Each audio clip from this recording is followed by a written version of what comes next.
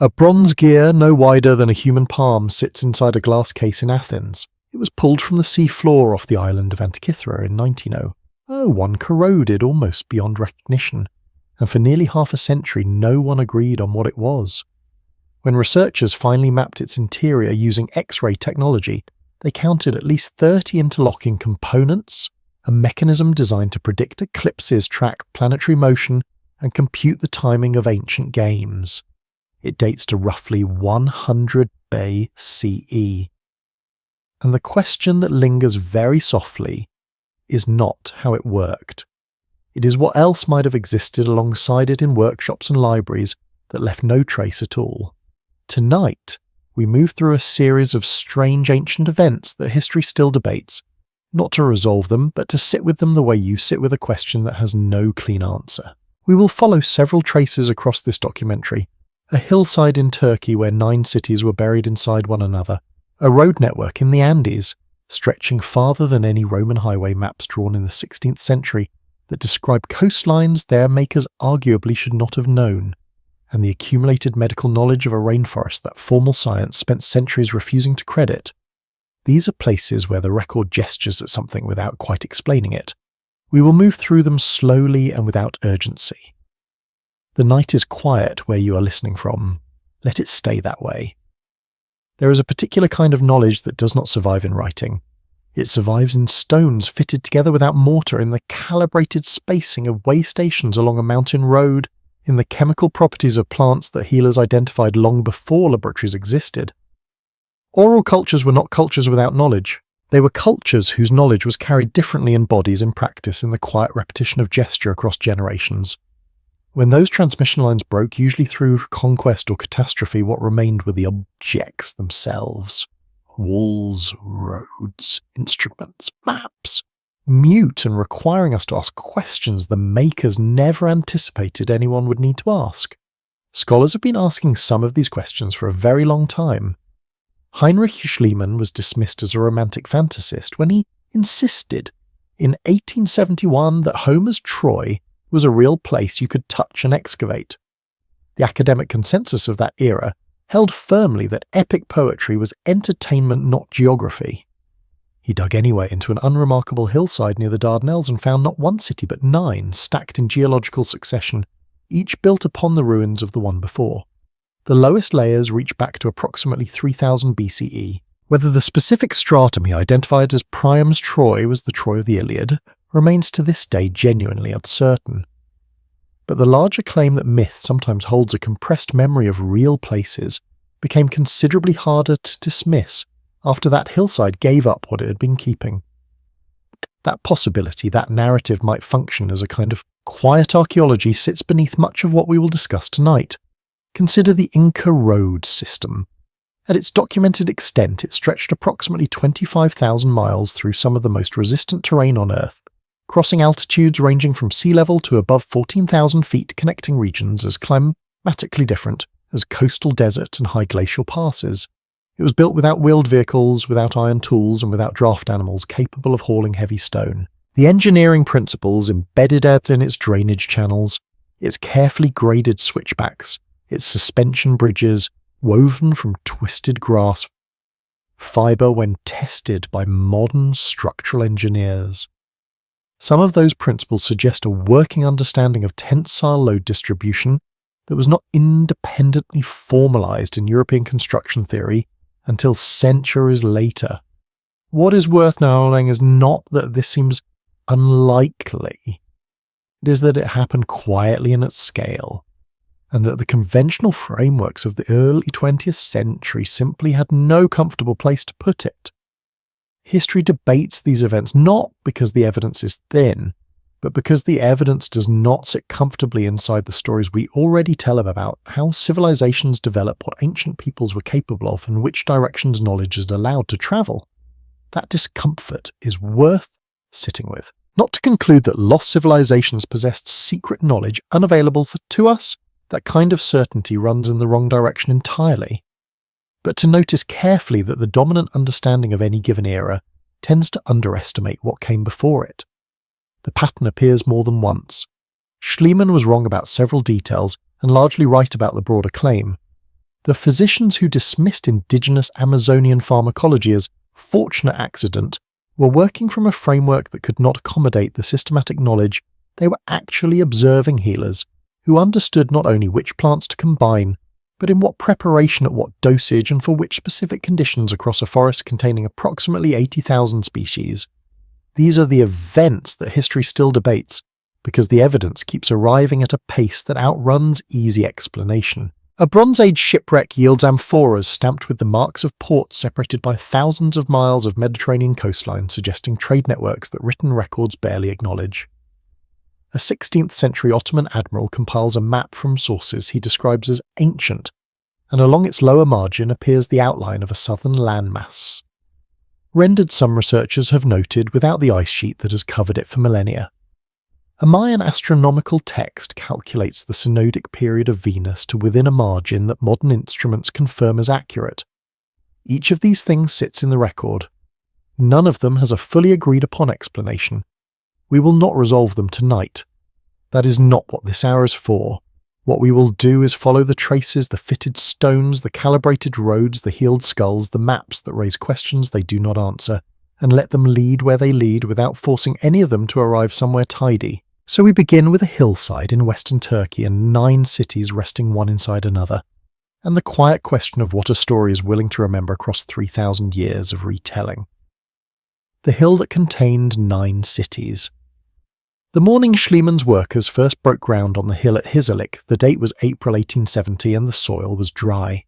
Northwestern Turkey in early spring holds onto its cold longer than the coast, and the men hired from nearby villages likely worked with their breath still visible in the early air, turning over earth that had not been disturbed in its deepest layers for more than 4,000 years.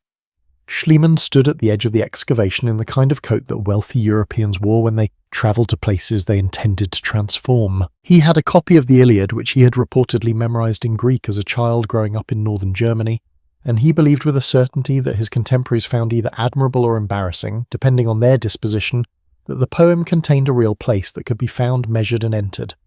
The academic world of the 1870s had settled into a comfortable consensus that Troy was mythological. Not false exactly, the Iliad was acknowledged as a literary and moral achievement of the highest order, but not geographical. You could not put coordinates on Priam's city any more than you could chart the location of the underworld. The scholars who held this view were not foolish people, and their reasoning was not without foundation. They were working from a reasonable premise that oral tradition passed across many centuries and composed into written form long after the events it described was an unreliable vehicle for preserving geographical specifics. A poem could carry the emotional truth of siege and loss and heroism across 3,000 years without needing to anchor itself to a real hillside in Asia Minor. The story was the thing, the place they insisted was ornament. And that is where the quiet problem begins. Because Homer's text, read carefully, and without the prior assumption that it is pure invention, is specific in ways that feel unusual for mythology. The descriptions of the surrounding landscape, the proximity to a narrow strait connecting 2 great bodies of water, the strategic logic of why a city built on that particular rise would have mattered enormously to any power trying to control maritime passage between the Aegean and the Black Sea. These details accumulate with a precision that decorative invention rarely bothers to maintain across generations of retelling. Schliemann noticed this pattern. He came to Hissarlik not by romantic impulse but by methodical elimination, working through the Iliad's landscape markers, measuring distances against existing topography, until only one location fit the poem's descriptions with anything approaching consistency. That the result of this exercise was a dusty, unremarkable agricultural hillside in northwestern Turkey did not discourage him.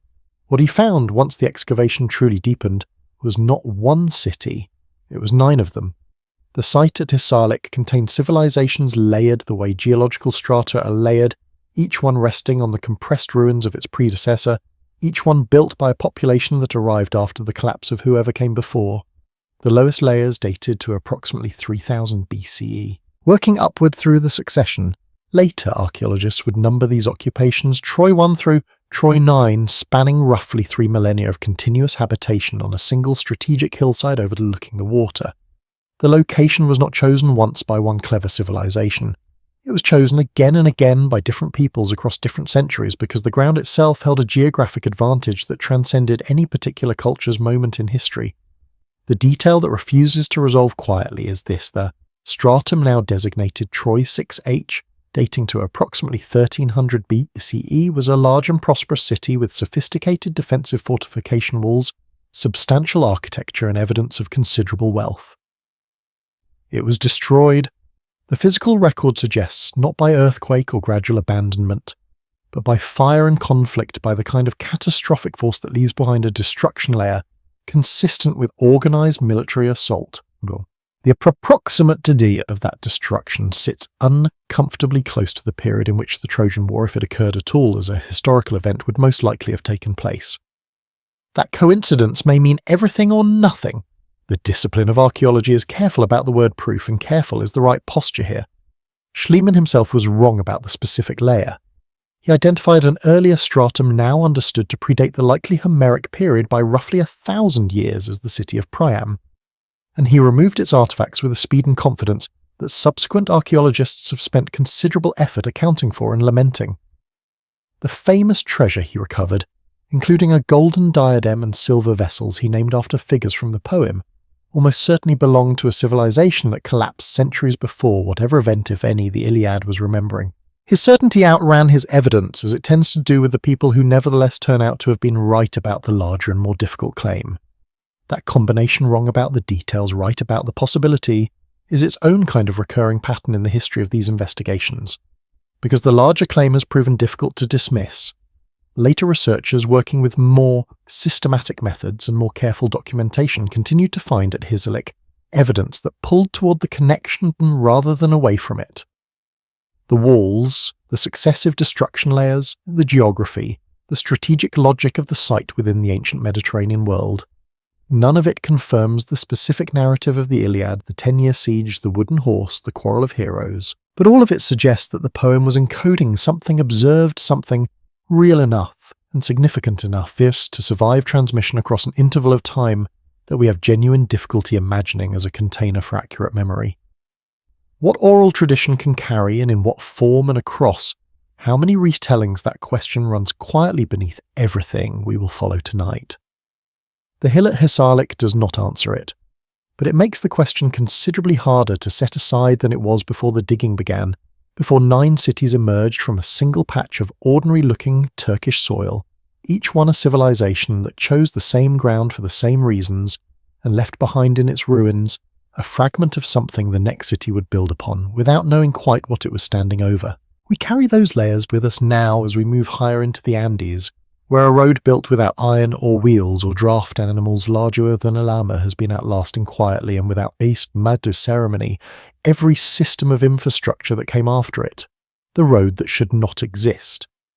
At an elevation of roughly 12,000 feet above sea level, somewhere along the western face of the Andes in what is now southern Peru, there is a section of road that has been carrying weight for approximately 5 centuries without maintenance, without repair crews, and without the bureaucratic infrastructure that modern civil engineering assumes as a baseline condition for anything expected to last. The surface is fitted, stone selected, and placed with a deliberateness that becomes apparent the moment you crouch down and look at how the pieces meet, not randomly, not approximately, but with the kind of intentional fit that speaks of workers who understood through accumulated practice across generations exactly which characteristics of stone needed to hold its position against the specific stresses this particular stretch of terrain would impose on it. The road does not announce itself. It simply continues around the curve of the mountain as if continuation were the most natural thing in the world. The Inca road network, known in Quechua as the Capacnan, extended at its maximum documented reach to approximately 25,000 miles. That number is worth pausing over because the Roman road system, which Western historical education tends to treat as the gold standard of pre-modern infrastructure, covered roughly 50,000 miles across an empire that had iron tools, wheeled vehicles, draft animals capable of hauling heavy loads, and a literate administrative class producing written engineering specifications. The Inca built half that distance through terrain that the Roman engineers, with all of their documented advantages, never attempted. The Andes are not simply mountains. They are a vertical world, a place where the distance between a valley floor and a ridgeline can represent a shifting climate as dramatic as travelling from the tropics to the subarctic, and where the same storm system that brings rain to one face of a ridge leaves the other side in shadow and drought. Building a sustained transportation corridor through that environment is not a problem that yields to brute force. It's a problem that requires understanding accumulated over time of how stone behaves under freeze-thaw cycles, how water moves through a slope, and how the human body performs at altitude over extended periods of physical exertion. The detail that keeps returning to researchers who study this system carefully is the drainage. Every section of the Kapak Han that has been properly examined contains subsurface drainage channels, stone-lined conduits positioned beneath the road surface to carry water away before it can undermine the foundation. These are not visible from above. They are invisible until you excavate a cross-section of the road, at which point they appear, with a regularity that suggests not improvisation but standard practice, a building code without written documentation transmitted through the training of workers who knew what had failed before and built to prevent it from failing again. 5 centuries of Andean weather earthquakes, landslides, the annual freeze and thaw of high-altitude winters have passed over sections of this road, and the drainage still functions. That is not an accident of geology. It is the residue of engineering intelligence applied with consistency across an enormous and varied landscape. The bridges complicate the picture further. The Inca engineers solved the problem of crossing deep Andean gorges using suspension bridges woven from twisted ichu grasses fibre, a material that sounds to a contemporary ear improbable as a structural medium for a bridge capable of carrying people, llama caravans and military columns. But the engineering logic is sound, and when researchers have constructed replicas using traditional techniques and subjected them to load testing, the results have been instructive. The cables distribute tensile stress along their entire length rather than concentrating it at fixed points, which means the bridge absorbs force rather than resisting it, a behaviour that makes it more resilient against the wind that moves through Andean gorges with genuine and consistent violence. The longest of these bridges spanned more than 150 feet across a gap above a river that at the bottom of its canyon was not visible to someone standing at the edge. Modern structural engineers who have examined the anchor systems carved into the cliff faces on either side of these crossings have noted that the Inca builders positioned them with an accuracy that accounts for the direction and typical magnitude of the prevailing winds. That is not guesswork. That is data gathered over time, stored not in documents, but in the practice of people who built bridges in that place and watched what the wind did to them. The way station system is in its own quieter way equally revealing. Along the entire length of the Kapak Nyan, resting stations, called tembos, were positioned at intervals of approximately 1 day's travel calibrated to human endurance at high altitude, rather than to a standard unit of distance. The spacing was not uniform in miles, because altitude changes the equation. A day's travel at 8,000 feet is not the same as a day's travel at 14,000 feet.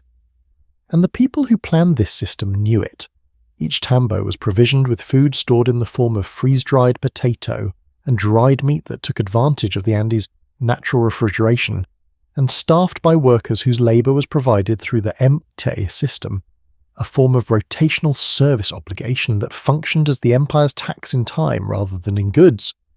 A traveller moving along the Kapak Nyan could predict with reasonable confidence when they would eat and where they would sleep across a journey of hundreds of miles through some of the most inhospitable terrain on Earth. The reliability of that system was itself a form of knowledge encoded not in text, but in the physical placement of buildings on a landscape. What makes the Kapak Nyan strange in the way this documentary is interested in strangeness is not that it exists. Large-scale infrastructure projects have been accomplished by organised societies throughout history, and the Inca Empire was large and organised by any reasonable measure. What is strange is the degree of technical refinement embedded in the system's details, the drainage, the bridge engineering, the altitude-adjusted spacing. Refinement that implies a long preceding period of observation, failure, correction, and accumulated learning that the historical record does not fully capture, because the historical record of the Inca as transmitted through the Spanish colonial period is incomplete in ways that are themselves worth examining as we continue. The road leads eventually to the questions about what else was carried along it. Not goods, not message, but ideas, techniques, and forms of knowledge that move between the coast and the highlands, and back again, accumulating into a body of understanding that was old before the first European ship appeared on the Pacific horizon.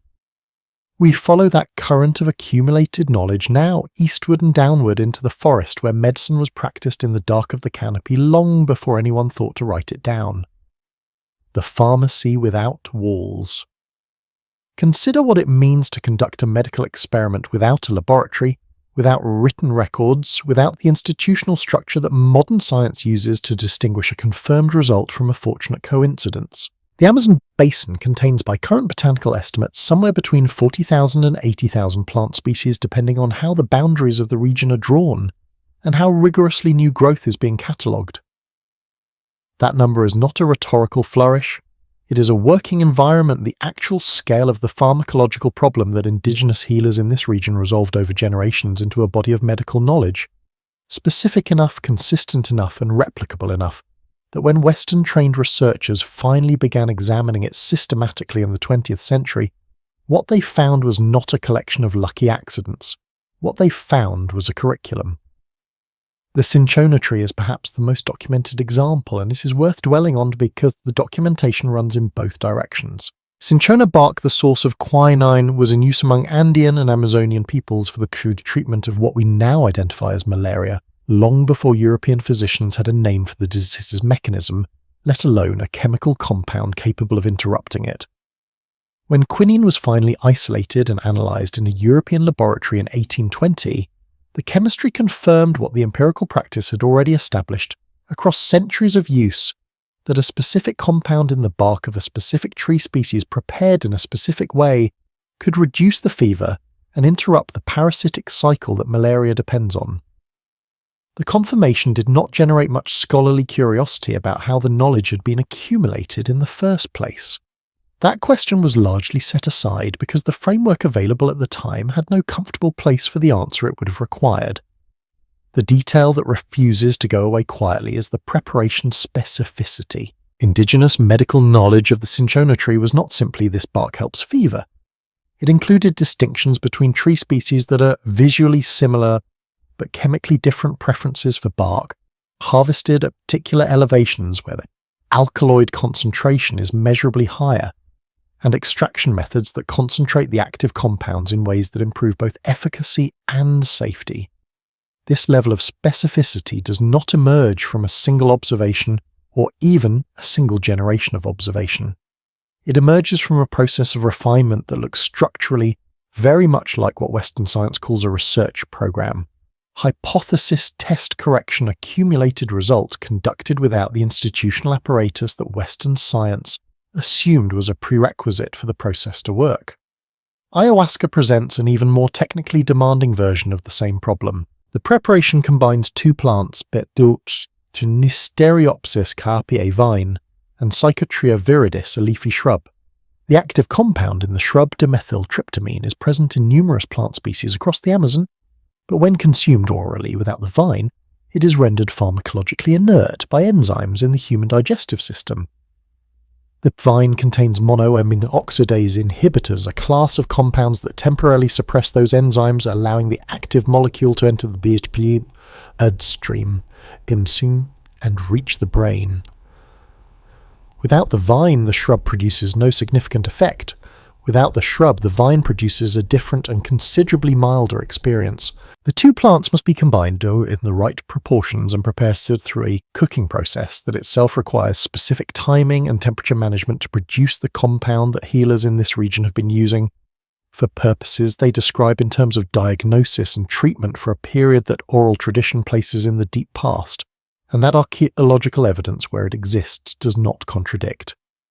The question that has no comfortable answer is how, in a forest of 80,000 species across a search space of combinatorial possibilities that a modern researcher might spend a career exploring with full laboratory equipment, this specific combination was identified, its preparation protocol refined, and its appropriate applications in a medical context established with enough consistency to be transmitted reliably across generations. The healers themselves, when asked, tend to answer this question in terms that Western scientific culture has historically not known how to process in terms of the plants communicating their properties of knowledge received in states of perception that the preparation itself facilitates.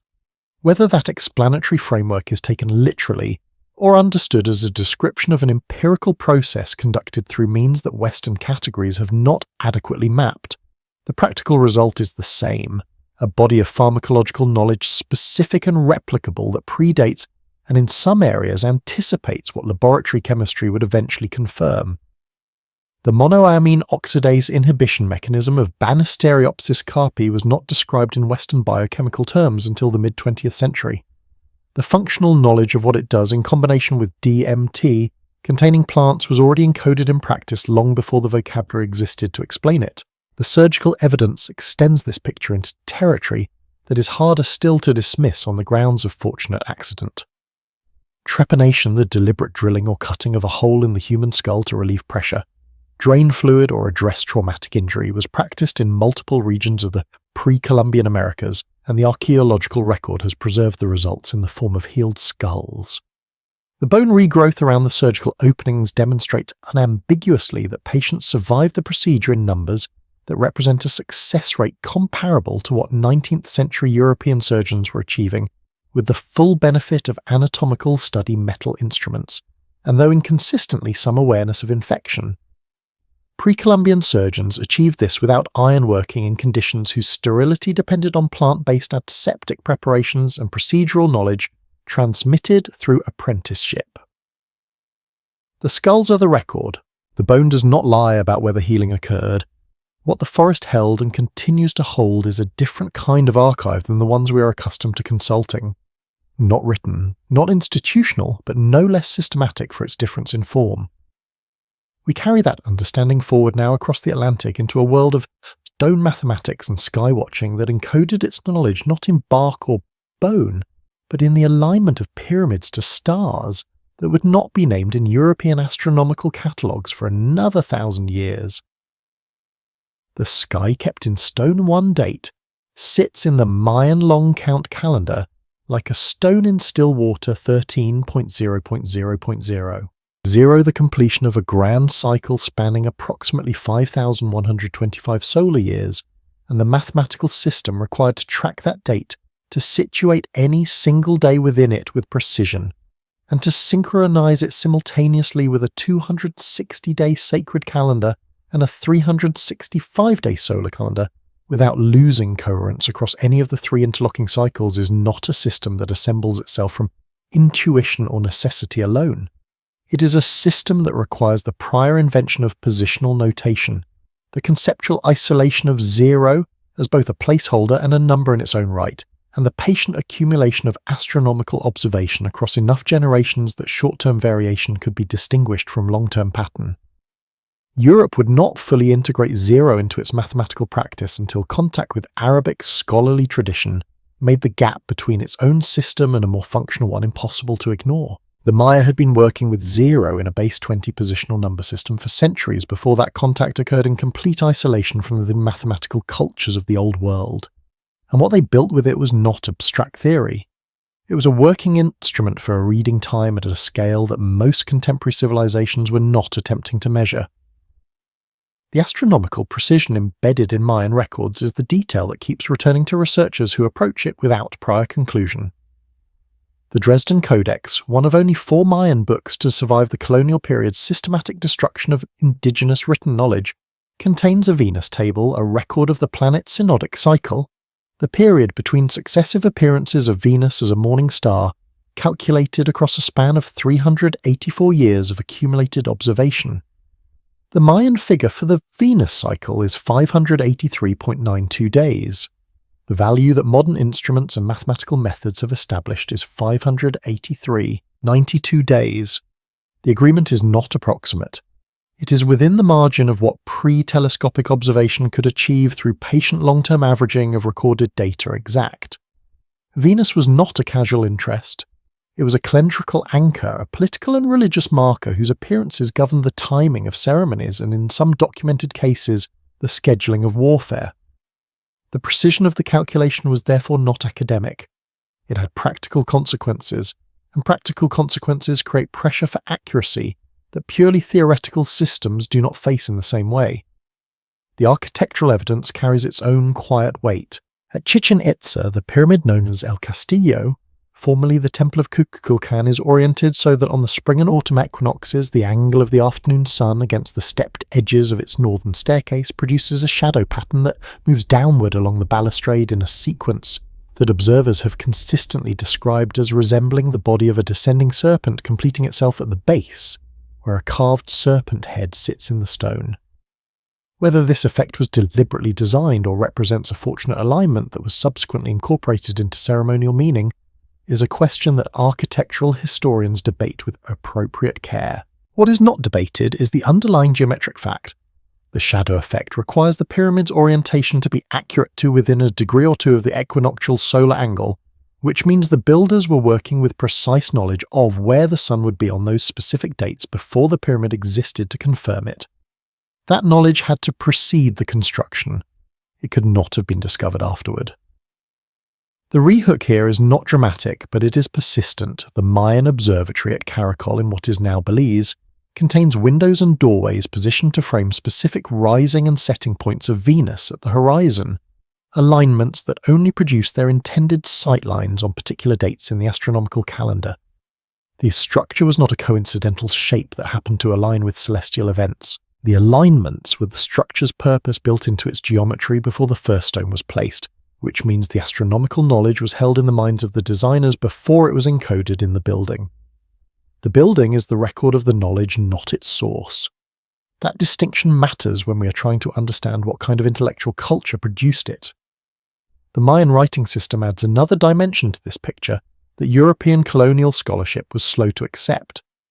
Initial assessments of Mayan glyphs characterize them as pictographic simple images representing impulse things, a communication system of limited expressive range compared to alphabetic writing.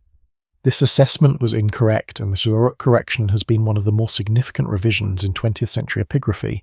The glyphs function as a mixed logosyllabic system combining signs that represent whole words or concepts with signs that represent syllables, allowing the script to encode the full phonological and grammatical range of the spoken language.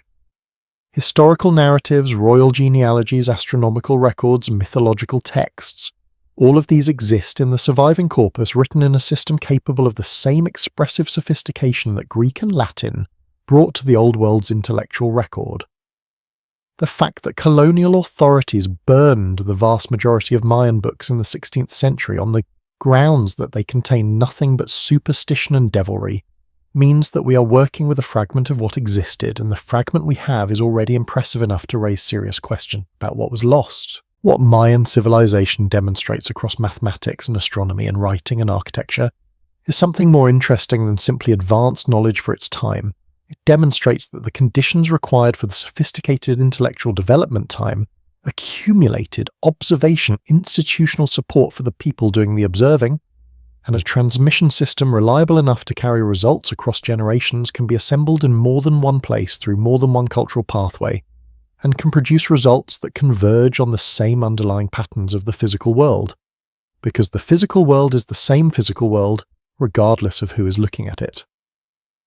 That observation has implications that we will return to. For now, we carry it forward to the edge of the sea where another kind of knowledge was accumulating in the dark below the water's surface, waiting for the technology that would finally allow us to see what had always been there, what the water kept. For a long time, the conventional wisdom about ancient maritime trade rested on a silence that seemed like evidence. The sea, the argument went, was a barrier more than a corridor for pre-modern peoples, a hostile, poorly understood environment that ancient sailors crossed reluctantly in small vessels, hugging coastlines where land remained visible, and the option of coming ashore in an emergency was always within reach. Long-distance open water voyaging the sustained crossing of deep ocean between distant ports with significant cargo was understood to be a relatively recent achievement, something that required navigational instruments and shipbuilding knowledge that developed slowly and unevenly across the historical period. The reason ancient trade seemed modest in scale was on this reading simply that it was modest in scale. The absence of evidence was taken as evidence of absence, which is a logical step that archaeology has learned repeatedly and sometimes painfully to treat with considerable caution.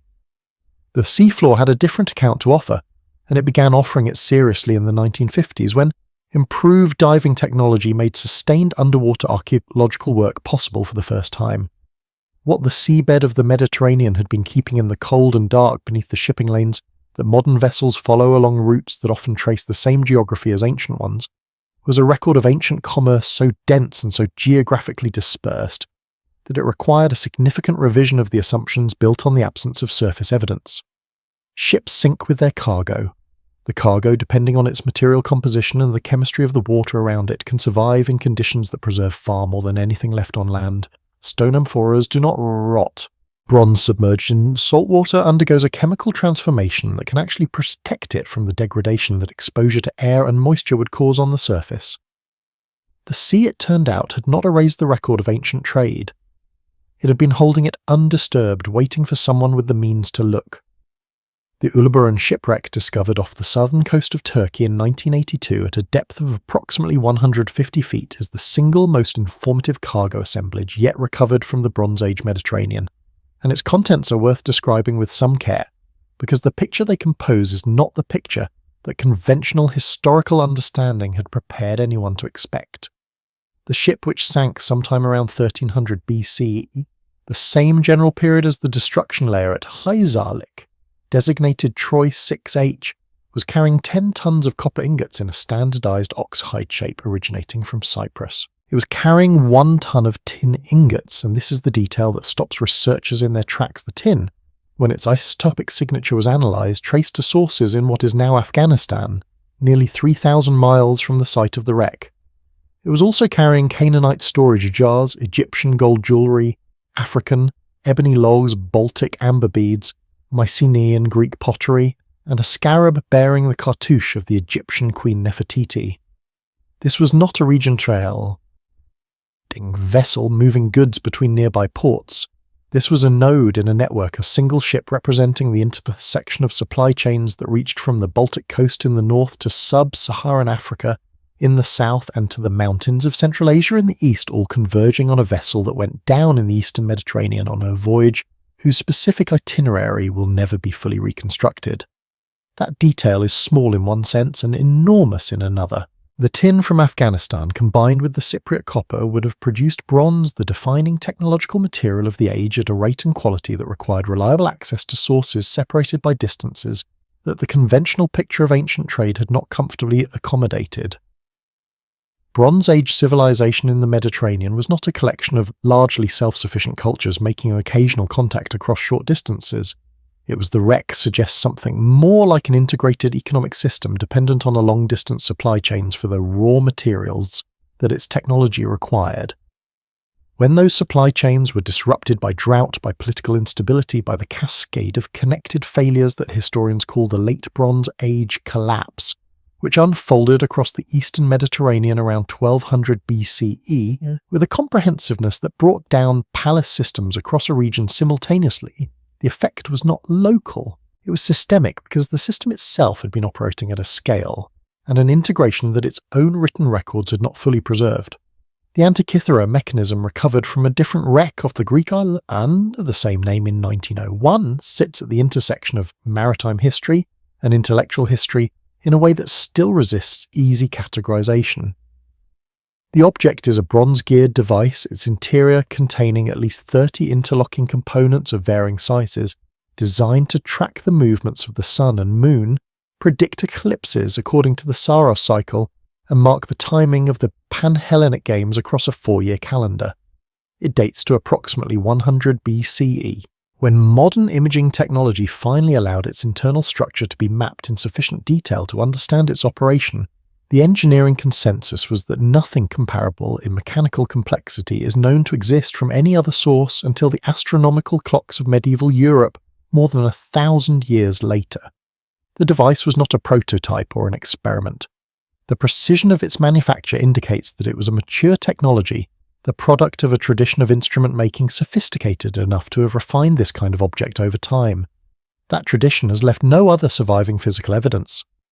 It went down with the ship, and the ship went down, and the sea kept it for 2,000 years until a sponge diver noticed something unusual in the sediment. What underwater archaeology has established across decades of recovery and analysis is that the silence of the surface record was not a reflection of ancient limitations, but a reflection of where we had been looking and what had survived the particular conditions of surface preservation. The deep archive existed all along. We simply lacked the means and for a time the willingness to descend into it. We carry that lesson forward now into a room in Istanbul where a map drawn in 1513 describes a coastline that its maker, by every account we have of what was known in that year, should not have been able to describe. What the skeptics rightly ask. Before we continue deeper into these traces, it is worth pausing genuinely. Pausing not as a rhetorical gesture but as an honest act of intellectual accounting, to sit with the counter-arguments that careful researchers have raised against the picture we have been assembling. The history of investigation into ancient civilizations is not a clean narrative of suppressed truth gradually escaping institutional resistance. It is a more complicated story, one in which genuine discovery sits alongside genuine overreach, in which the excitement of an unexpected finding can outrun the evidence that supports it, and in which the desire to find something remarkable can quietly reshape the way ambiguous data is interpreted. These are not abstract concerns.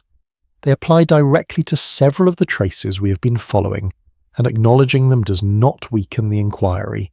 It is the inquiry. The case of the Peary race map, which we have not yet examined in full but which looms ahead of us, is perhaps the clearest example of a finding where the skeptical argument deserves its full weight. The map, drawn in 1513 by an Ottoman admiral named Peary Race, depicts portions of the South American coastline with an accuracy that attracted serious attention in the 20th century, particularly after Charles Hapgood's 1966 analysis proposed that sections of the map's southern region represented Antarctica as it would appear beneath its ice sheet, a coastline that on this reading no 16th century European cartographer should have been able to draw from direct observation. The argument is striking. The counter-argument is also striking, and it is made by cartographic historians who have spent considerably more time with the technical details of Renaissance map-making than Hapgood did. What the critics point out is that the projection systems used by 16th century cartographers were not standardized, that the map's southern landmass fits more naturally as a distorted representation of Patagonia and Tierra del Fuego coastlines that were being actively explored and mapped in the years immediately before Peary Race compiled his sources, and that the specific features identified as matching subglacial Antarctic topography can also be matched with comparable precision to known geographical features in South America. That last point is important when a shape is sufficiently abstract. It can be matched to multiple real-world reference, and the choice of which referent to emphasize reflects the interpreter's prior expectations as much as the map's actual content. The detail is small, and yet it refuses to go away entirely because the cartographic historian's explanation, while more conservative and methodologically sounder than Hapgood's, does not resolve every anomaly in the map's southern section to universal satisfaction among the researchers who have examined it.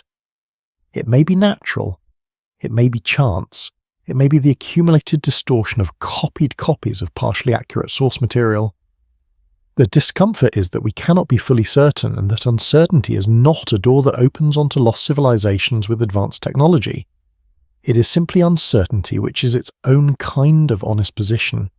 The same epistemological caution applies to the underwater archaeology we have been examining. The Ulubaran wreck's cargo is genuinely remarkable, and the trade network it implies was genuinely more extensive than earlier historical models had accommodated.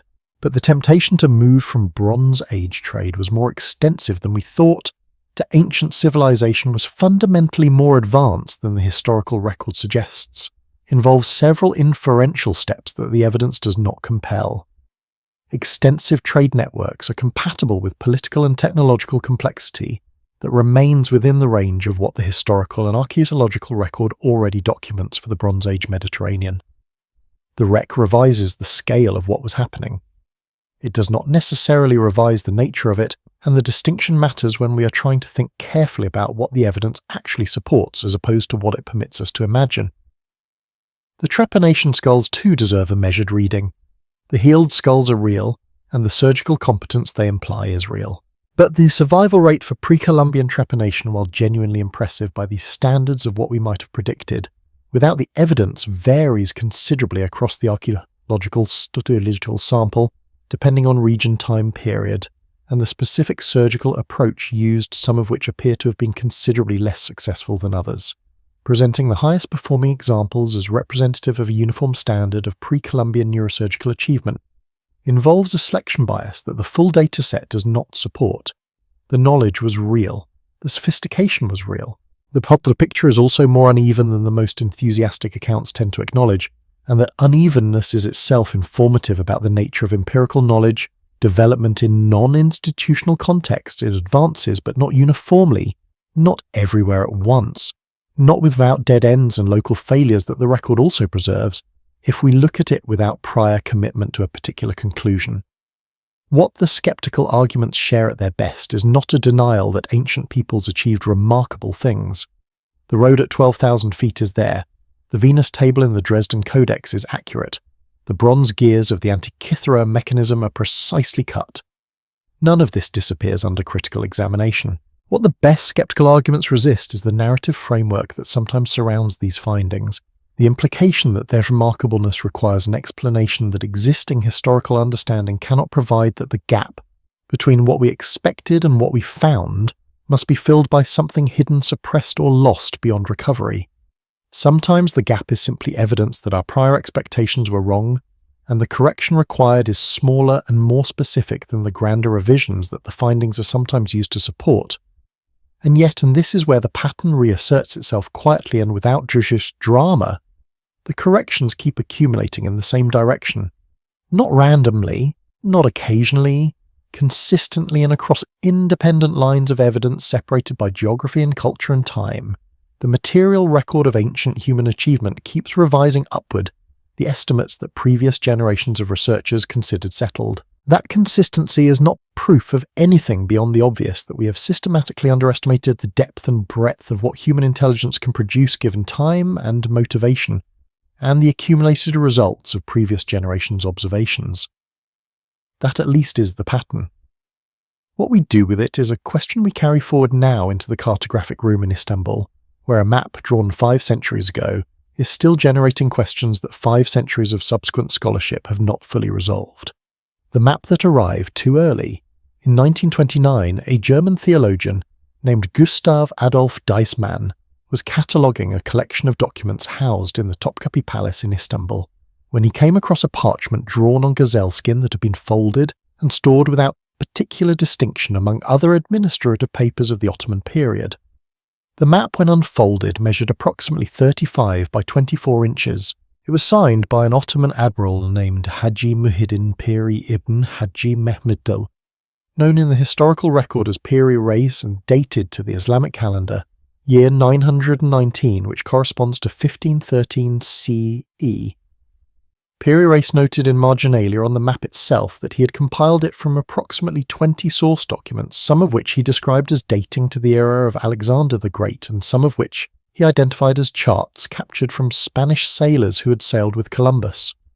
The map depicts the Atlantic Ocean, the coastlines of Western Europe and northwestern Africa, and the eastern coast of South America, with a level of accuracy that for those regions falls within the range expected of early 16th century cartography. It is the southern portion of the map that has generated, since Deissmann's rediscovery of it, a sustained and unresolved conversation among cartographic historians, geographers and researchers working in adjacent fields. The southern landmass depicted below the South American coastline is the persistent problem. Piri Reis himself labelled it as a region reported by Portuguese navigators and described it as connected to South America, which places it within the range of what 16th century explorers were actively charting at the time of the map's compilation.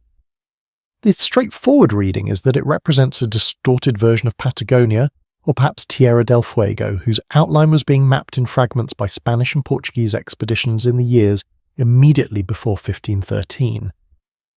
This interpretation is methodologically sound and is preferred by the majority of cartographic historians who have studied the map in technical detail. It requires no lost sources, no anomalous knowledge, and no revision of the established timeline of geographical discovery. It accounts for the map's existence using only materials and information that demonstrably existed in 1513, and yet the conversation continues because the specific features of that southern landmass, the presence of what appear to be mountain ranges in positions that correspond to subglacial Antarctic topography rather than Patagonian geography, the suggestion of a continental interior that 16th century explorers had not penetrated and would not penetrate for centuries keep returning researchers to the map with questions that the most conservative explanation does not entirely dissolve. The rehook is not the shape of the landmass itself, but the notation that accompanies it. Piri Reis wrote in the map's margins that this southern region was very hot, that its shores were frequented by large snakes, and that the Portuguese had found the climate so extreme that their sailors had difficulty surviving there. This is consistent with a tropical or subtropical coastline, not with Antarctica, which is not hot and is not known for its snakes. If the southern landmass were Antarctica, the annotation makes no geographic sense. If it is a distorted version of a South American coastline, the annotation is exactly what a compiler working from Portuguese expedition reports would have written. That detail, small and easy to overlook in the larger argument about the map's southern region, actually argues in favour of the conservative interpretation rather than against it. The map's maker seems to have believed he was drawing South America extending further south than his sources could confirm, filling the edge of the known world with the kind of approximate guesswork that every cartographer of that era employed when the data ran out. What makes the Piri Reis map genuinely interesting independent of the Antarctic argument is what it reveals about the information networks operating in the early 16th century Ottoman world. Piri Reis was not a scholar working in isolation. He was a naval commander operating in a maritime empire with active intelligence interests in the Atlantic, capturing Spanish charts from ships taken in battle, corresponding with scholars across the Mediterranean, and compiling a navigational atlas, the Kitab al-Bahri, his book of navigation that drew on sources from across the known world.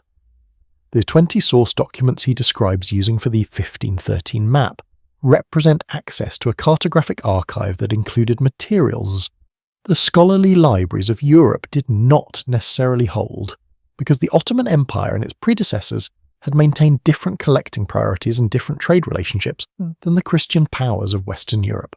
Some of those sources may have been older than their European equivalents, preserved through chains of copying that ran through Arabic and Byzantine scholarly traditions, rather than through the Latin manuscript culture, whose losses the West tends to concentrate on. The question the map actually raises, not the dramatic question about Antarctica, but the quieter and more historically grounded one, is how much geographical knowledge was circulating in the early 16th century through channels that the official record of European exploration does not fully capture. Portuguese navigational charts were classified documents in that era, state secrets guarded with the same care that military technology is guarded today, and the routes their captains had sailed were not freely published. That information leaked traded was captured, copied and compiled into documents that reached hands their originators had not intended. The map on gazelle skin in the Topkapi collection is one visible trace of that circulation. It suggests that the boundary between known and unknown in 1513 was considerably more porous than the official history of exploration, with its neat chronology of first discoveries and named navigators tends to represent. This is the patterns we have been following across each of these traces, not the revelation of possible knowledge, but the repeated discovery that knowledge moved, accumulated and persisted through channels that the dominant record does not fully account for. It moved through oral traditions that preserved geographical and astronomical information across centuries of retelling. It moved through trade networks that carried not only goods but techniques and observations encoded in the practices of the people who made and used them. It moved through the patient accumulation of empirical results by healers and engineers and skywatchers who had no institutional framework for what they were doing, but were doing it nonetheless carefully and over long periods of time. We follow that movement now into a landscape where the knowledge was encoded not in maps or medicine or road systems, but in the alignment of enormous stones to specific points on the horizon, in a pattern that suggests a relationship between architecture and astronomy that we are still working to fully understand. The stone that watched the sky at Newgrange. In the Boyne Valley of Ireland, there is a chamber inside a mound of earth and stone that was constructed approximately 5,200 years ago, roughly 1,000 years before the Great Pyramid at Giza, and more than 1,500 years before Stonehenge reached its final form. The chamber is entered through a narrow passage approximately 19 meters long, aligned with such precision to the southeastern horizon that on the mornings surrounding the winter solstice, and only on those mornings, a shaft of sunlight enters through a specially constructed opening. Above the passage entrance, called the roof box, travels the full length of the passage and illuminates the chamber's interior for approximately 17 minutes before the sun rises enough to change the angle and the light disappears. The alignment works. It has been working for 5,000 years. The precision required to achieve it to orient a passage of that specific length to a solar angle that occurs on one particular cluster of mornings in the annual cycle is not imprecision that happened to produce the right result. It is accuracy sustained across a construction project that must have taken years and required advanced knowledge of where the sun would rise on the solstice before the structure existed to confirm it. The people who built Newgrange left no writing. They left no astronomical tables, no construction documents, no record of the intellectual tradition that's produced the knowledge embedded in the passage's orientation. What they left is the passage itself and the mound that contains it, and the curbstones around its perimeter carved with spiral and lozenge patterns, whose meaning is not agreed upon and may not be recoverable. The knowledge that the winter solstice sunrise would strike that specific angle at that specific latitude was held in minds that no longer exist, transmitted through methods that left no independent trace, and encoded finally in the geometry of a structure that has been demonstrating the knowledge's accuracy every December for 50 centuries. The demonstration continues without needing anyone to believe in it or understand it. The light simply enters as it was designed to do, and illuminates a space that was built specifically to receive it. The pattern of astronomical alignment in megalithic and early monumental architecture is not confined to Ireland, and that geographical breadth is itself a rehook that the comparative record keeps offering. Stonehenge on the Salisbury Plain in England is oriented to the midsummer sunrise and the midwinter sunset, so that a person standing at the centre of the monument on the summer solstice looks through the trilithon arrangement toward the rising sun along the axis of the avenue, and on the winter solstice looks in the opposite direction toward the setting sun. The alignment is well documented and not seriously disputed. What is disputed is the mechanism by which people working approximately 4,500 years ago, without written mathematics and without instruments more precise than careful observation and accumulated memory, achieved an orientation accurate enough to produce the effect reliably across the monument's long axis. The answer most archaeologists offer is extended empirical observation, generations of sky watching marking sunrise and sunset positions across the annual cycle, refining the target alignment through repeated measurement before committing it to the permanent positions of stones, weighing up to 25 tons, some of which were transported from quarries in Wales, approximately 200 miles away by means that remain genuinely uncertain. The unique anchor in this chapter is not the famous site, but a less widely discussed one.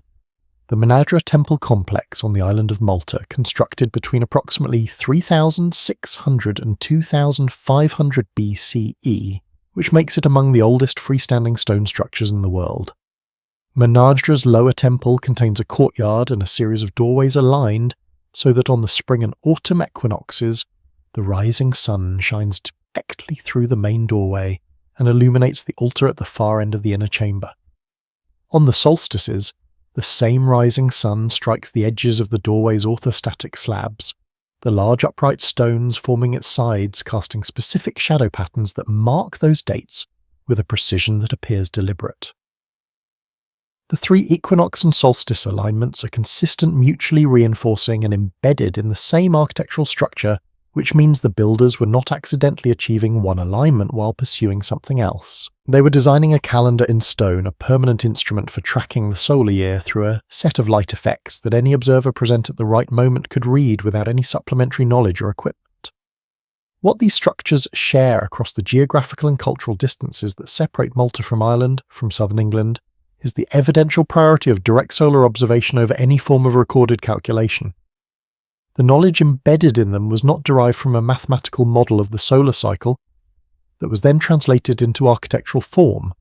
It was accumulated through watching through the patient generational practice of marking where the light fell, noting which positions mattered, and eventually committing those positions to permanent stone in arrangements that would preserve the observation for anyone who came off whether or not they understood how the knowledge had been gathered. The architecture is both the conclusion and the only surviving record of the process that produced it. There is no draft, no working document, no intermediate version. There is only the finished structure and what it shows us on the mornings it was built for. The question that the skeptical argument raises here, and raises legitimately, is whether the alignments were primary intentions of the builders or secondary features noticed and incorporated after construction was already underway, perhaps even attributed retrospectively to deliberate design by researchers working backward from the alignments themselves. This is a real methodological concern, and it is applied with appropriate rigour to some claimed alignments that turn out on closer examination to be coincidental. But at Newgrange the roof box, a separate specially constructed aperture positioned above and behind the main entrance designed solely to admit the low winter solstice sunrise into the passage, while the main entrance remains shadowed, is not a feature that can be explained as accidental or retrospective. It was built to do precisely what it does, and it could only have been built by people who knew before they built it exactly what the light would do on the morning they were designing for. We carry that knowledge forward now, not as a mystery but as evidence of a relationship between human attention and the sky that predates every written or rewritten astronomy by millennia, and that expressed itself in stone because stone was what would last long enough to matter. The next trace we follow moves us away from the sky and back to the ground to the question of how knowledge travelled between civilizations that the historical record describes as separate, and what the material evidence suggests about the actual density of contact between worlds that were supposed not yet to have found each other. The contact that wasn't supposed to happen. The standard narrative of pre-Columbian isolation holds that the Americas and the Old World developed independently in parallel without meaningful contact after the initial peopling of the Americas across the Bering Land Bridge approximately 15,000 to 20,000 years ago. On this reading, the similarities between Old World and New World civilizations, the pyramid building, the astronomical sophistication, the development of writing systems, the independent invention of zero and positional notation, are evidence not of contact but of convergence of human intelligence arriving at similar solutions to similar problems when given sufficient time and motivation. This is a coherent and defensible position, and for the broad strokes of the comparison it holds reasonably well. Two cultures separated by an ocean will both discover agriculture, will both build monumental structures, will both develop methods for tracking the sky because agriculture and monuments and astronomical observation aren't at needs that human societies develop independently of any particular cultural tradition. The convergence argument is not special pleading.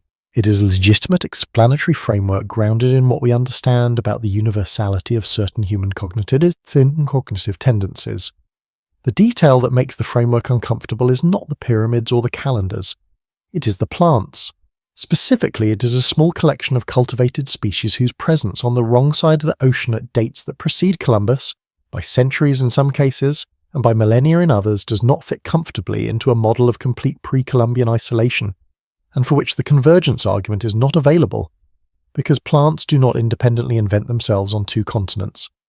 They either travelled or they did not, and if they travelled, something carried them. The coconut is a relatively uncontroversial starting point. Cocos nucifera, which is native to coastal Southeast Asia and the Western Pacific, was present in pre-Columbian Panama and coastal South America at dates that significantly predate any documented European voyage to the Pacific coast of the Americas. Coconuts can float in seawater for extended periods without losing viability, so natural oceanic dispersal is a possible explanation that requires no human agency. The coconut case does not compel a conclusion about contact. It opens a door that this evidence is not quite sufficient to walk through with confidence. The sweet potato is a more pointed problem. Ipomoea batatas is indigenous to the Americas. Its origin is not in dispute, and yet it was present throughout Polynesia and Hawaii and the Cook Islands in New Zealand at dates that archaeological and genetic analysis has now placed well before the 15th century, which is to say before any plausible European transmission route existed. The sweet potato did not float across the Pacific on its own. It is not a plant whose seeds survive extended saltwater immersion. Something transported it deliberately from a point of origin in South America to islands distributed across thousands of miles of open Pacific Ocean. The Polynesian navigators are the most probable vector, and the genetic analysis of both the plant and the populations that cultivated it is increasingly consistent with direct contact between Polynesian voyagers and the South American coast at some point in the pre-Columbian period. That contact, if it occurred, and the current weight of the evidence suggests it did, means that the Pacific was not the barrier it was assumed to be, and that human movement across it was more sustained and more intentional than the isolation model had accommodated. The Polynesian navigational achievement is itself the unique anchor of this chapter, and it deserves the full weight of its remarkableness without exaggeration. The settlement of the Pacific Islands represents the largest sustained maritime expansion in human prehistory, accomplished across an ocean that covers more than a third of the Earth's surface, using vessels without metal fittings or mechanized propulsion guided by navigational knowledge held not in charts or instruments, but in the trained sensory perception of individuals who had learned through years of apprenticeship to read the ocean itself as a navigational medium. Wave patterns deflected by islands below the horizon, star paths memorized not as abstract astronomical data, but as embodied knowledge, the position of a given star relative to the body of a navigator lying in a canoe at a specific latitude at a specific time of year. The behavior of swell systems, whose direction and period encode information about distant landmasses that the human eye cannot see. This was not primitive wayfinding. It was a sophisticated technical practice capable of placing a vessel within miles of a target island after a voyage of hundreds or thousands of miles across open water, in conditions where a navigational error of a few degrees maintained over sufficient distance would mean missing the target entirely and sailing into an empty ocean. The stick charts of the Marshall Islands, lattices of curved sticks, and shells that encode wave refraction and island position information in a form that can be read by a trained navigator are physical artifacts of this knowledge system, and they are strange objects in the context of what conventional historical frameworks expected pre-modern Pacific peoples to have produced. They are not maps in the European sense, which represent geography abstractly on a flat surface for any literate reader to consult. They are mnemonics training tools for a knowledge that ultimately lived in the body of the navigator who had internalized what the chart encoded. The chart was a teaching instrument. The knowledge was the navigator.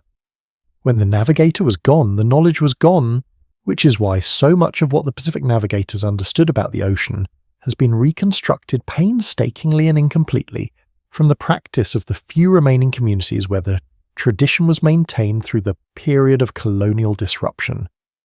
The contact question does not resolve into a clean answer tonight, and it should not. What it does is complicate the isolation model into walls that the genetic and botanical evidence now makes increasingly difficult to dismiss, not by proving that ancient civilizations were in regular communication across oceanic distances, but by demonstrating that the ocean was crossed, that plants travelled with the people who crossed it, and that the knowledge required to make those crossings was more sophisticated and more systematically developed than the isolation model's assumptions had required it to be. We carry that complication forward now into the question of what happens to knowledge when the civilization that holds it collapses, and what fragments survive, and in what form and how they find their way back into the light. When the record burns, knowledge is not naturally durable. It exists in its primary form in minds in the trained attention of the person who has spent years learning to read wave patterns or to identify the elevation at which cinchona bark carries the highest alkaloid concentration, or to orient a passage toward the winter solstice sunrise before the structure exists to confirm the calculation. When that person dies without a successor, the knowledge dies with them completely, and without remainder regardless of how sophisticated it was or how long it took to accumulate. Writing extends the lifespan of knowledge beyond the individual mind, but writing is not permanent either. It is permanent only relative to the biological fragility of the human body, and even that qualified permanence depends on the survival of the physical medium. The continuity of the institutions that house and protect it, and the persistence of enough readers literate in the relevant script are to maintain the chain of interpretation that connects the marks on the surface to the knowledge they encode. When any of those conditions fails, the written record can disappear as completely as the unwritten one, leaving behind at best the physical traces of the things the knowledge produced, the road, the building, the aligned passage, without the explanatory framework that would allow a later observer to understand fully what they are looking at. The Library of Alexandria is the example that Western historical memory is fixed on as the emblematic case of catastrophic knowledge loss, and it is a useful example partly because it is so widely misunderstood. The library did not burn in a single dramatic fire that erased a civilization's intellectual inheritance overnight. What happened was more gradual and more complicated, involving a series of partial destructions across several centuries, each one reducing the collection by a degree that was significant but not total, combined with the slower attrition of institutional decline, funding withdrawal, and the dispersal of scholars to other centres as Alexandria's political and economic importance shifted relative to other cities in the late antique world. The catastrophic narrative is tidier than the actual history, and the actual history is more instructive precisely because it is messier. Knowledge does not usually disappear in a single event. It disappears in the accumulation of smaller losses, each one individually recoverable in principle, collectively irreversible in practice. The pattern recurrence that makes this relevant to the traces we have been following is the role of secondary preservation, the copies made before the original was lost, the translations produced before the copy was made. The summary is written. Before the translation became the only surviving version, Islamic scholars of the 8th through 12th centuries preserved and translated Greek mathematical and philosophical texts that Christian Europe had lost access to during the political fragmentation following Rome's Western collapse.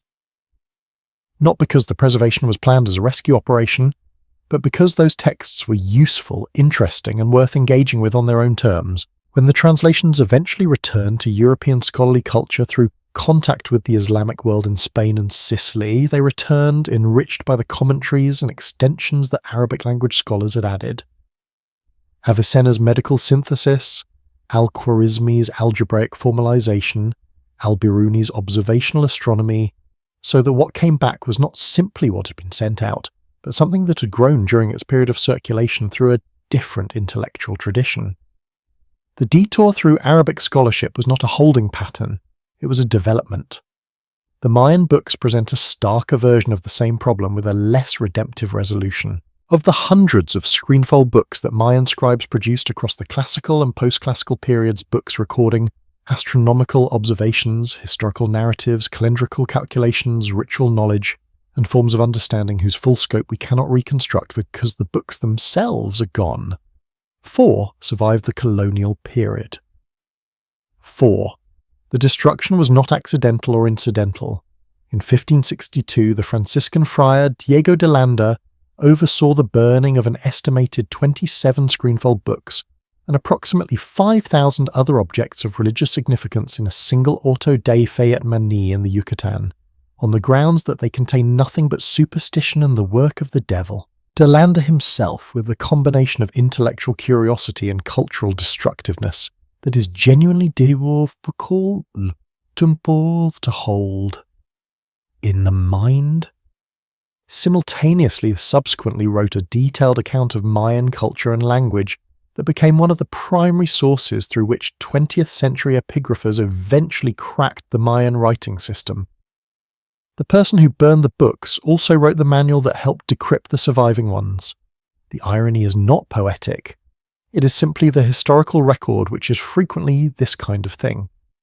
What survived the burning did so through dispersal and concealment, books hidden before the collectors arrived, or with it that knowledge driven underground into forms that were less visible and therefore less targetable than a screenfold book sitting on a shelf. Some astronomical and calendrical knowledge survived in the practice of daykeepers, the traditional timekeepers of Highland Maya communities, who continued to maintain the 260-day sacred calendar through the colonial period and into the present without interruption, preserving a living tradition that the burning of the written record could not reach because it was not stored in any object that could be taken and destroyed.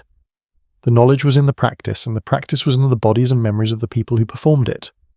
This is the same structure of survival that preserved Polynesian navigational knowledge and Andean engineering knowledge and Amazonian pharmacological knowledge, not in writing, not in institutions, but in the continuous performance of the knowledge itself, by the communities that held it. When the performance stops, the knowledge stops. When it continues even under conditions designed to suppress it, something survives that no amount of book burning can reach. The unique anchor of this chapter is a figure largely absent from the popular history of knowledge recovery. The indigenous intellectuals of the early colonial period who worked under conditions of enormous political and personal risk document in alphabetic script the knowledge that existed in their communities before the written forms of that knowledge could be entirely eliminated. Figures like Fernando de Alva Ixtlilxochitl, a Nahua historian who compiled indigenous historical accounts into Spanish language texts in the early 17th century, or Guaman Poma de Ayala, whose nearly 1,200-page illustrated chronicle of Andean history and Spanish colonial abuses was sent to the King of Spain in 1615 and then disappeared into the Spanish archives where it sat unread for nearly 300 years before a researcher found it in Copenhagen in 1908. The knowledge survived because individuals decided it was worth the effort of preservation under circumstances where the effort carried real consequences. That decision, repeated across cultures and centuries in different forms, is itself a kind of evidence that the knowledge was recognized as valuable by the people who held it, that it was not simply functional, but was understood to matter in ways that made its loss worth preventing. We move now toward the final traces and toward the question of what all of these recovered fragments taken together might suggest, not about lost civilizations in the dramatic sense, but about the shape of human intellectual history when we allow it to be more complicated than the linear progress narrative that Western scholarship has tended to prefer. The shape of what was lost. There is a particular kind of historical revision that does not arrive dramatically. It does not come as a single announcement, a press conference, a headline declaring that everything we knew was wrong. It arrives instead in the accumulation of smaller corrections, each one individually modest, each one requiring only a limited adjustment to the existing framework, until the adjustments have added up to something that, viewed from a sufficient distance, looks quite different from the picture that had existed before the revisions began. The history of our understanding of ancient civilizations and means has been moving in this mode for roughly a century and a half since Schliemann's workers first turned over the just dry soil of Hisarlik and found the first of 9 cities beneath it, and the cumulative direction of the movement has been consistent in a way that is worth examining, not as a mystery to be solved, but as a pattern to be recognized. We have been revising upward repeatedly across independent lines of evidence, our estimates of what ancient peoples knew and what they were capable of doing with that knowledge. The question worth asking quietly without forcing it toward a conclusion it cannot yet support is whether that pattern of revision is itself informative about the shape of what remains to be recovered. The convergence across cultures is the detail that keeps returning in a form that the isolation model has difficulty fully absorbing.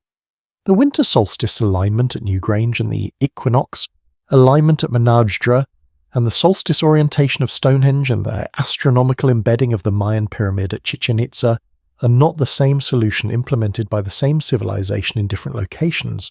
They are different solutions developed independently to the same fundamental problem: how to anchor human timekeeping to the reliable, cyclical behavior of the sun in a way that can be read without instruments by anyone present at the right moment. The convergence on solar architecture as a solution to that problem is not mysterious. The sun is the same sun everywhere, and its solstice and equinox positions are determined by the geometry of the Earth's axial tilt, which applies identically at every latitude. What is informative about the convergence is not that it happened, but how it happened through direct observation maintained across enough generations to produce reliable data, and then committed to permanent architectural form in structures whose precision implies a level of accumulated knowledge that the conventional timeline of intellectual development in each of these regions had not always anticipated. The Antikythera mechanism is perhaps the most concentrated version of this convergence problem because it is a single object rather than a pattern across objects, and because the gap between what it represents and what the surrounding historical record would have presented is unusually sharp and specific. The mechanism's gearing system encodes the metonic cycle, the 19-year period after which the phases of the moon recur on the same days of the solar year, along with the Saros cycle, used to predict eclipses, and a 4-year cycle tracking the Panhellenic Games. These are not simple observations. The metonic cycle requires correlating solar and lunar periodicity across nearly 2 decades of careful record-keeping before the pattern becomes visible. The Saros cycle requires tracking eclipse occurrences across multiple generations. The knowledge encoded in the mechanism's gears is the distilled result of a long observational tradition, and the mechanism itself is the product of a manufacturing tradition precise enough to cut bronze gears to the tolerances required for the system to work. Both traditions, the astronomical and the mechanical, must have been mature before the mechanism we recovered was made. The one we recovered is not the prototype. Something came before it, and whatever came before it came before that, and this chain of antecedents extends back into a period from which we have no comparable physical evidence at all. The mechanism did not emerge from nothing. It emerged from something we have not yet found and may never find, because what precedes a thing that survives by accident of submersion is almost certainly something that did not survive at all. This is the structural shape of the loss we have been circling through this documentary, not a single catastrophic erasure, but a differential survival in which the accidents of preservation have given us a sample of ancient knowledge and material culture that is systematically biased towards certain types of evidence and away from others. Stone survives. Bronze survives under specific conditions. Organic materials, wood, textile, bark, paper. The knotted fibre of Andean quipu survive only under exceptional circumstances of aridity, anaerobic burial, or deliberate protection. The knowledge that was encoded in organic media, or that was never encoded in physical media at all, but was held in practice and transmitted through apprenticeship, is structurally underrepresented in what we have recovered, not because it was less sophisticated or less important, but because the medium did not survive the conditions of the intervening millennia. What we are reading when we read the archaeological record of ancient knowledge is a document with most of its pages missing, written in a script that we are still learning to decipher, recovered from a context in which the forces of preservation were not random, but systematically selective. The sample is real. The conclusions we draw from it require the same epistemic humility that any analysis of a heavily filtered dataset requires. The oral traditions complicate the picture further, and complicate it in a direction that the physical evidence increasingly supports rather than contradicts.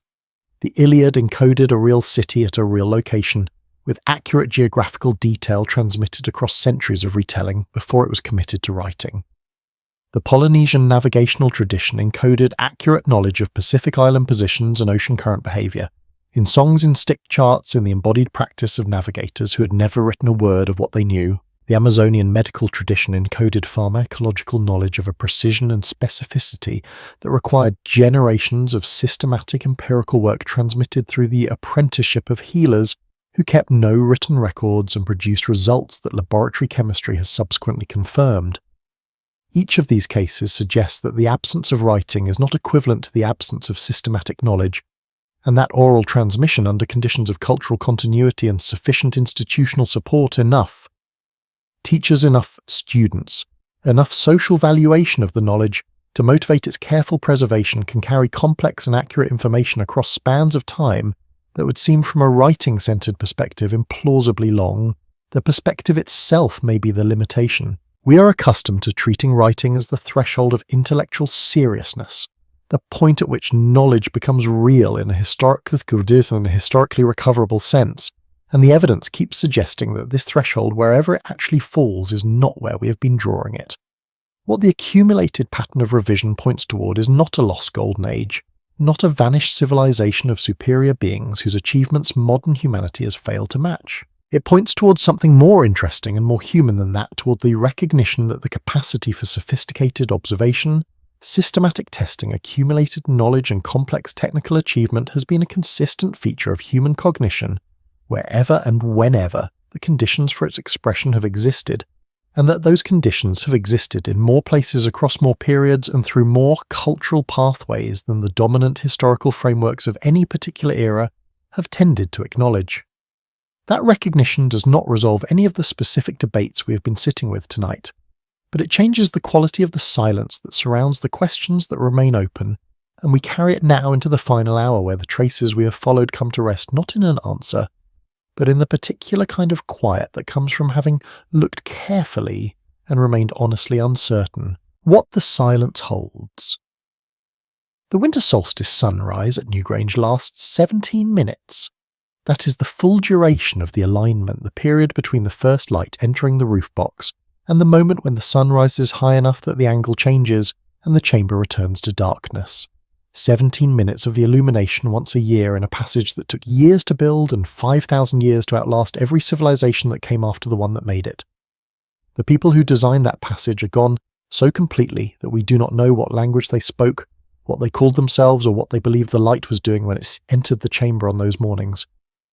We have the passage. We have the light.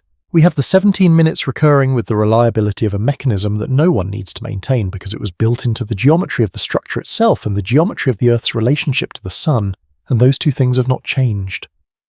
Everything else is at inference, carefully held.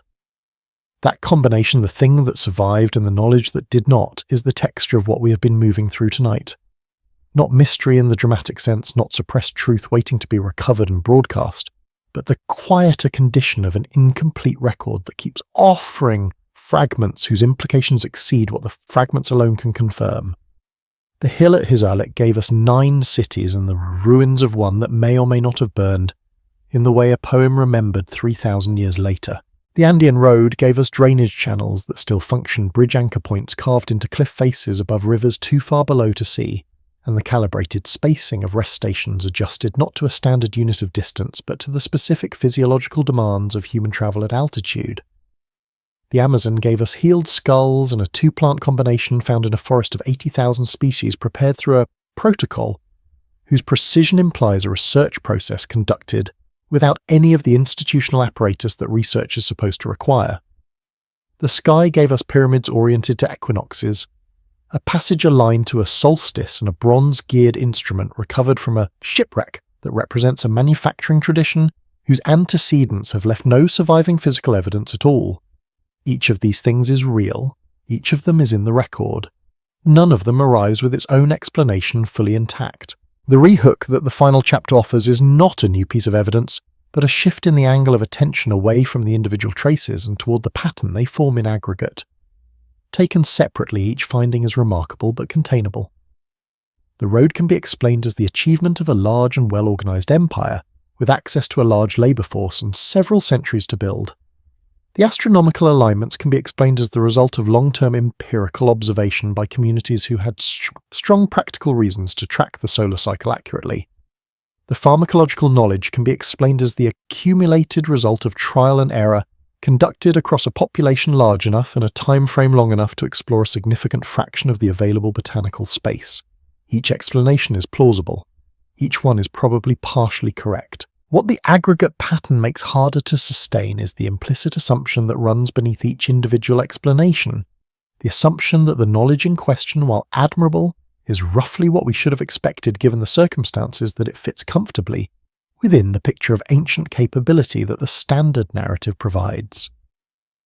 The pattern of revision, consistent in direction across independent lines of evidence and independent geographical locations across a century and a half of accumulating discoveries, suggests that the standard narrative has been and continues to be running behind the evidence in a way that is not random and not trivial.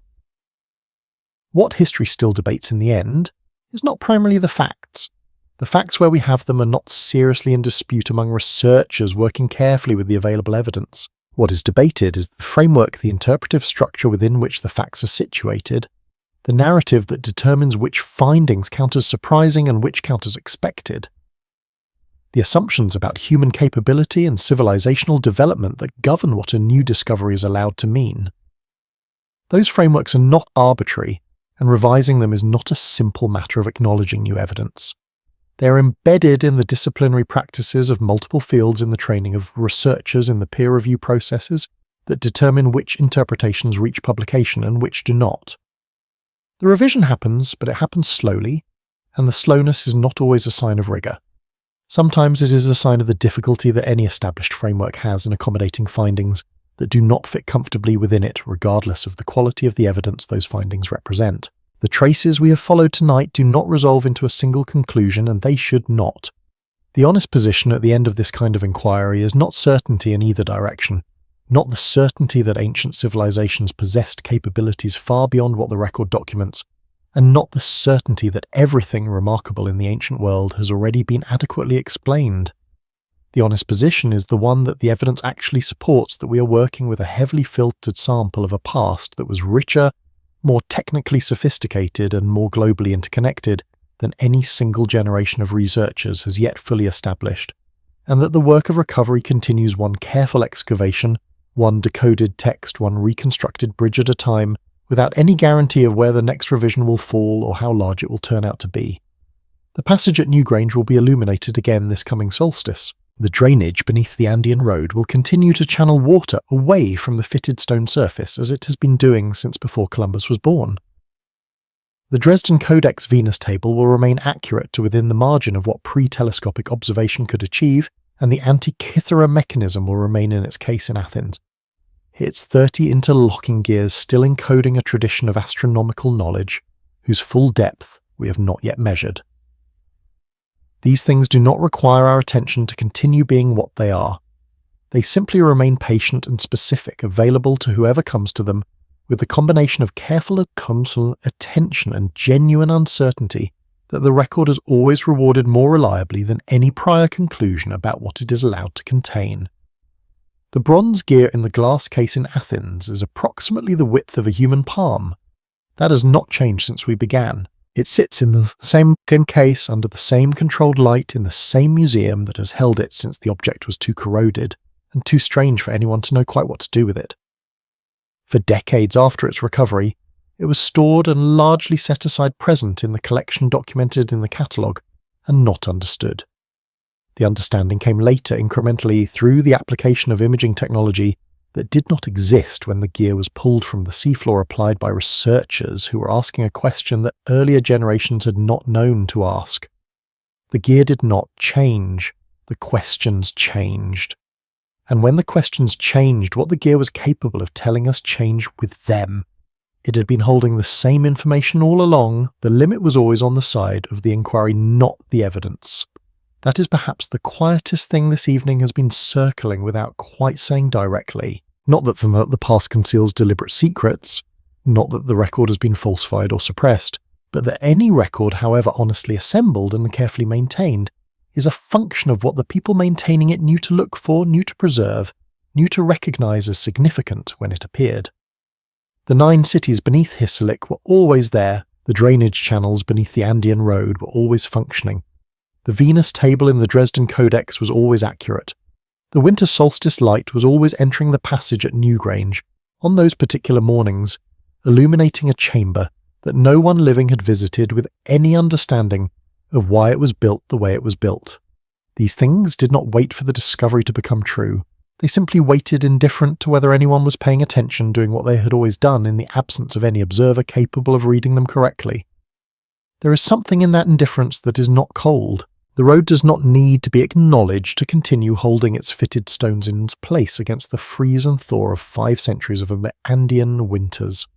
The gear does not need to be understood to retain the precision of its teeth. The passage does not need a visitor on the solstice to maintain its alignment to a sunrise that will occur, whether or not anyone is present to watch the light travel its 19 meters and touch the back wall of the chamber. These things have a kind of patience that has nothing to do with waiting, because waiting implies an expectation of eventual recognition, and the road and the gear and the passage have no expectations at all. They simply are what they were made to be, enduring in the particular way that careful work endures, outlasting the intentions of the people who made them, and the understanding of the people who came after. We have moved through 9 cities and a road of 25,000 miles, and a forest of 80,000 species, and a calendar accurate to the second, and a gear with 30 interlocking teeth, and a map on gazelle skin, and passage lit once a year for 17 minutes. None of it has resolved into a clean answer tonight. Some of it may never resolve into one. That is not a failure of the inquiry. That is the honest condition of working carefully with an incomplete record, arriving not at certainty, but at a more specific and more grounded uncertainty than the one you started with, which is the most that careful attention can reliably offer, and more useful than the false comfort of a conclusion the evidence has not yet earned. The one question worth leaving open very softly is simply this of the things of that were known and are now lost. What fraction has left any trace at all in the record we still hold, and what fraction left nothing? Not a road, not a gear, so not a skull, not a shadow on an equinox. mourning just an absence so complete that we do not know enough to know what we are missing. Set that question down now, traveller. It will still be there in the morning, patient as fitted stone, and you do not need to carry it into sleep. The gear is in its case. The passage is aligned to a sunrise that is still hours away from wherever you are lying. The road continues around the curve of the mountain into terrain that the narration will not follow you into tonight. Let the distance between what is known and what is not become for now simply the distance between waking and sleep present familiar, and requiring nothing from you, except the willingness to cross it. The incomplete record will wait. The questions will wait. The bronze gear has been waiting since 1901 and shows no signs of impatience. Rest now, the evidence keeps.